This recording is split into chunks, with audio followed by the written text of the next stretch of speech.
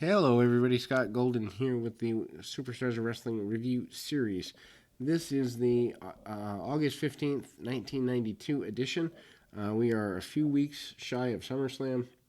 I think 3 weeks and a couple of days shy of SummerSlam. And obviously, that's heating up. The entire program, really, for the next 3 weeks is built around that. I miss that. I miss the days when programs were built around pay per views and pay per views meant something. You could even do one every other month and have it still mean something. Bigger match than normal. Skinner, who by this point, kind of, I wouldn't say on his way out, but certainly more an enhancement talent than a main talent by this point. Skinner against the Big Boss Man. I think this is Boss Man's first match back on television, at least here on Superstars. Skinner does jump in from behind, gets a few shots in on him. They go out to the floor. Boss Man tries to run around and catch him. Boss Man looks to be in great shape by this point. Back elbow by the Boss Man.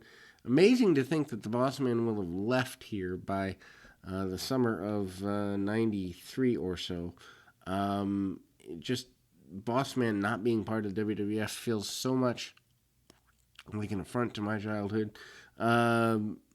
Skinner uses the alligator claw to bring the Boss Man down in the middle of the ring. Yes, he was allowed to bring an alligator claw.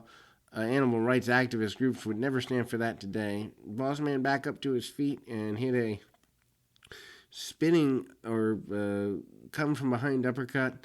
Irish whip by the Boss Man. Boss Man hits the Boss Man slam. 1, 2, 3, gets the victory. Joe Steele, not a name that I know anything about,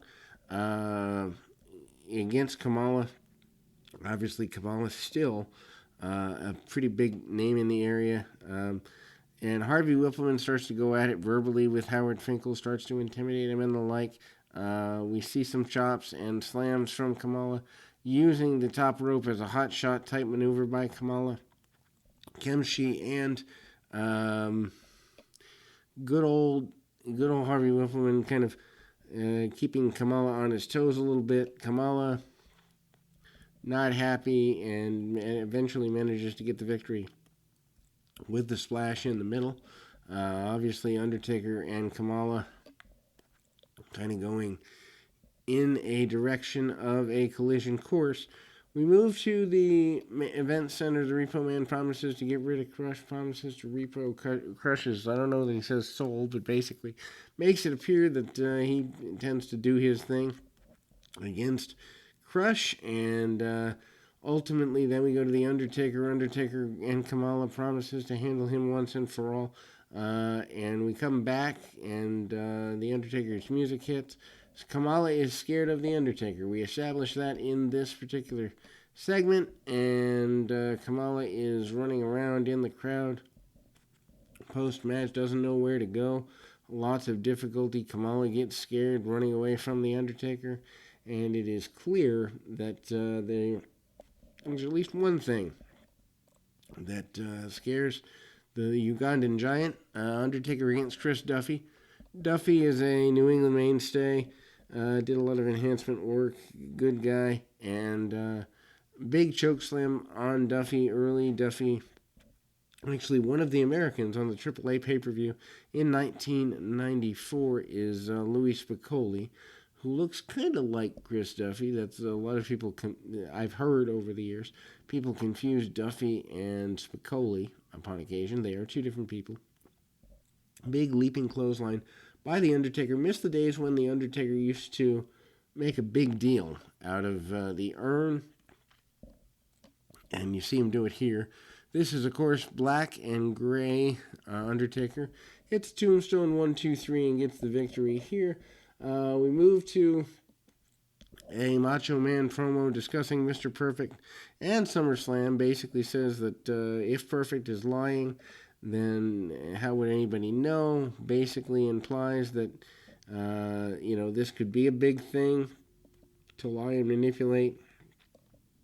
Tries to make it clear that no matter what, he intends to hold on to the World Wrestling Federation Championship. Of course, Savage, a two-time champion, does not get to 3, but this second run doesn't go quite according to plan. Perfect comes out midpoint. Says that Savage knows he's been calling him nonstop. Savage doesn't really deny, doesn't really accept, but makes it clear that he's going to win regardless of whose side, who's on what. Tim McNeely and Mr. Seavey, Jerry Seavey, against Money Incorporated. Money Incorporated, I wouldn't say on their way out here, but kind of a little lacking direction here in the summer of 1992. Big suplex by Ted DiBiase. Obviously, DiBiase around for another year. IRS character around for several more years, 2 or 3 more years, but doesn't have the prominence he does in 91, 92. Butterfly suplex, though, by IRS, cutting the ring off on Money Incorporated. Paul Ellering with Rocco makes a pretty big deal, and if you ever want to see a video game type spot in 1992, some of the clotheslines, the leaping clotheslines that IRS hits on enhancement talent look like they're straight out of a video game. $1 Million Dream and another victory for Money Incorporated. We go to the event center. Virgil basically cuts the same promo he's been cutting for the last several weeks, basically daring Nails to do something to him, daring Nails to put him in his place. The Berserker says he's going to bring weapons to Battle Tatanka, sword, shield, helmet, whatever it takes. Fuji says that he will be one sad Indian at the end of it. We go to a SummerSlam report, and basically it's the same thing we've already seen. Don't think any real new matches added here. Obviously, they're talking about SummerSlam being just 2 weeks away. That SummerSlam report type thing, you'd never get that now. There's an interview with a very bereaved and upset Diana Hart Smith. Of course, Diana, the sister of Bret Hart, and says her brother will barely talk to her, and says Davey is winning the championship for her family and his kids, and says the whole family's torn up, they'll never be friends again. She does a horrible acting job, but the emotion seems somewhat real. The acting is over the top and hokey, but the core emotion is captured pretty okay. Razor Ramon in another match here. Jim Powers. Amazing to me that 5 years before, Powers was a big part of the Young Stallions. With Paul Roma here, he's nothing more than an enhancement talent. And poked to the eye by Scott Hall, a.k.a. Razor Ramon. Goes to town on Powers pretty quickly. He uses that choke slam that we've seen before.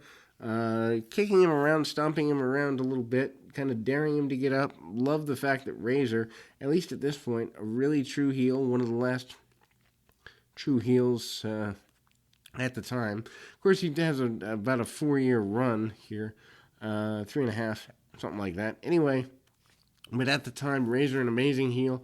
Back suplex from the second rope again, and it's amazing that we kind of get used to seeing high-impact moves from Razor. Super athletic for a guy 6'6", 290 pounds for sure. And then we see the Razor's Edge. 1, 2, 3, and it's over. Razor wins yet again, and he is on his way to being a major star in the World Wrestling Federation Event Center with Crush and Money Incorporated. Again, they're plugging their SummerSlam matches. Money Inc. basically says they've got nothing to lose, but they're going to beat the LOD anyway. Crush says he's going to completely obliterate the Repo Man. Wonders if all the stealing and pillaging over the years has been worth it, and that will close us for this particular edition. We'll be back with more right after this.